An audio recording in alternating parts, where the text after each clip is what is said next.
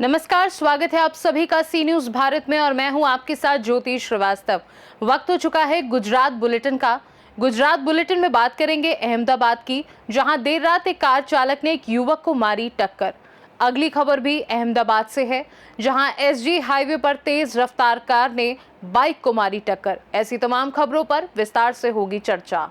खबर अहमदाबाद से, जहां मंगलवार देर रात एक कार चालक ने एक युवक को टक्कर मारी थी। चालक पूरी गति से गाड़ी चला रहा था और उसने एक व्यक्ति को टक्कर मार दी, जिससे उसकी घटनास्थल पर ही मौत हो गई। दुर्घटना के बाद चालक कार छोड़कर मौके से फरार हो गया। घटना के 2 दिन बाद कार का मालिक समर्थ अग्रवाल अचानक पुलिस के सामने आया और पुलिस ने उसे गिरफ्तार कर आगे की कार्रवाई की। पुलिस ने कहा कि उन्होंने ठोस सबूतों के आधार पर उसे गिरफ्तार कर लिया है। पुलिस ने कहा कि वे घटना की जांच में कई सीसीटीवी की जांच कर रहे हैं, ये निर्धारित करने के लिए साक्ष्य प्राप्त किए गए। दुर्घटना के समय समर्थ वाहन को सुरक्षित रूप से चला रहा था या नहीं, वाहन की गति निर्धारित करने के लिए एफएसएल की मदद ली जाएगी। पुलिस ने आरोपी का अल्कोहल परीक्षण भी कराया। अब जांच रिपोर्ट के आधार पर आगे की कार्रवाई की जाएगी। अहमदाबाद से सी न्यूज संवाददाता यज्ञेश गोस्वामी की रिपोर्ट। खबर अहमदाबाद से, जहां शहर में तेज गति से चलने वाले यातायात का कहर देखने को मिला। पूरी गति से जा रही एक कार ने बाइक को टक्कर मार दी। दुर्घटना के बाद चालक भाग गया।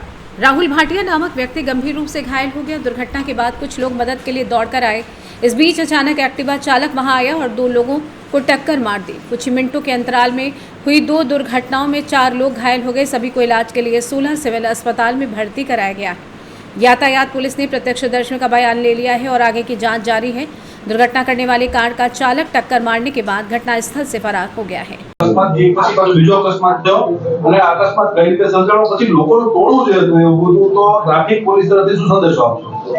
गई काले रात्रे 15/5/2025 रोज रात्रे आश्रे 00:15 वागे એટલે કે ગઈ રાતના 12:15 વાગે પેલેડિયમ મોલની સામે જે બ્રિજ આવેલો છે, બ્રિજ ઉપર એક બાઇકને સેડાન કારે, બ્લેક કલરની સેડાન કાર ટક્કર મારીને નીકળી ગઈ હતી સ્પીડમાં।